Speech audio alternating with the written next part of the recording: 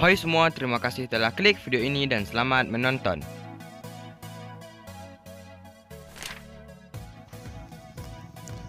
Hampir semua orang memilih Google sebagai mesin pencarian di internet. Walaupun sudah meluncurkan banyak layanan tambahan, perusahaan internet terbesar ini tetap dikenal karena layanan pencariannya. Menurut data di Internet Live Stat, Google bisa memproses 40.000 pencarian pengguna setiap detiknya. Memang hampir tidak mungkin bagi perusahaan lain untuk mengalahkan kehebatan dari Google. Namun, kini muncul mesin pencarian lain bernama DuckDuckGo yang memanfaatkan celah kelemahan Google, yaitu privasi.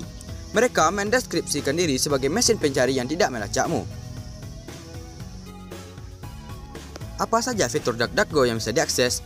Berikut anak IT akan membahas 7 fakta DuckDuckGo, mesin pencarian yang mengutamakan privasi pengguna.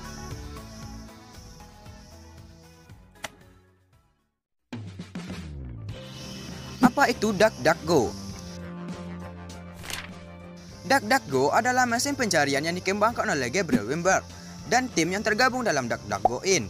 Mereka mengklaim akan menomorsatukan privasi dari penggunanya. Ini dilakukan dengan cara tidak menggunakan cookie untuk melacak pencarian dan tidak mengumpulkan informasi pribadi. Bahkan mesin pencarian pun tidak bisa melihat IP address penggunanya.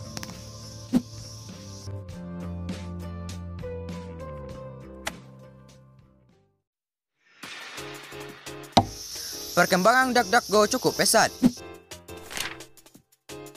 DuckDuckGo sudah dikembangkan mulai dari tahun 2008. Ia telah tumbuh dan stabil dari awal peluncurannya. Mulai dari 79 pencarian harian di tahun 2010 hingga 31 miliar pencarian di tahun 2019.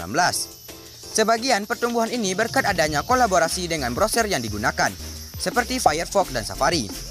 Agar lebih dikenal, DuckDuckGo juga menjalin kemitraan dengan Linux dan memiliki aplikasi yang tersedia di Android dan iOS.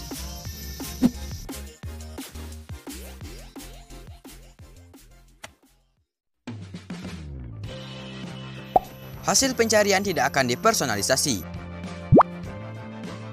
Bagi kalian yang tidak tahu apa itu personalisasi, personalisasi adalah proses, cara, pembuatan mengubah atau memodifikasi sesuatu seperti telepon, komputer dan sebagainya agar menunjukkan ciri personal tertentu. Ketika kamu mengakses link dari hasil pencarian Google, keyword akan terekam dan dikirimkan ke situs yang kamu kunjungi. Secara otomatis, komputer akan membagikan informasi seperti IP address. Ini yang membuat Google bisa melacak identitas dan aktivitasmu di internet.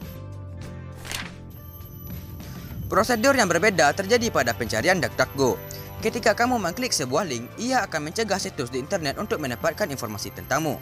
Halaman yang ditampilkan ketika kamu mengetik kata kunci yang tergantung pada performa situs. Tidak dipersonalisasi berdasarkan riwayat pencarian.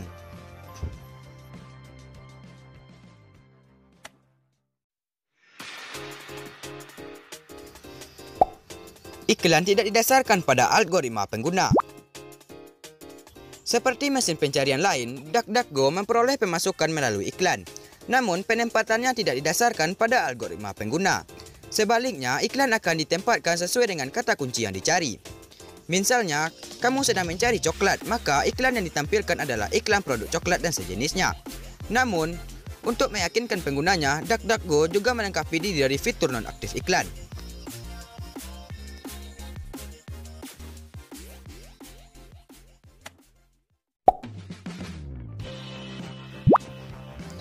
Sulit memang untuk percaya pada perusahaan internet, mengingat banyak dari mereka yang mengeksploitasi data pribadi penggunanya.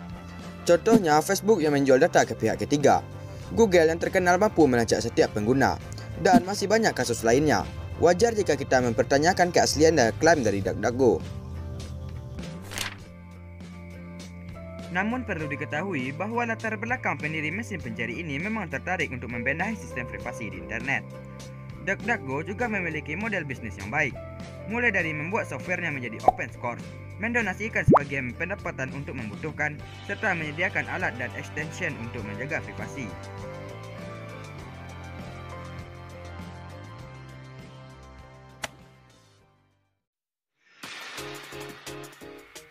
Fitur lain yang bisa kamu coba di DuckDuckGo.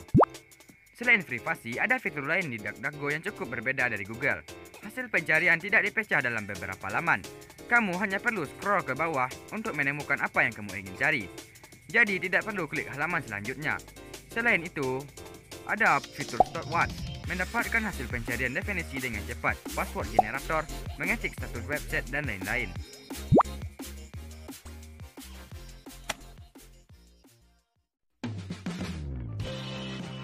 DuckDuckGo versus Google.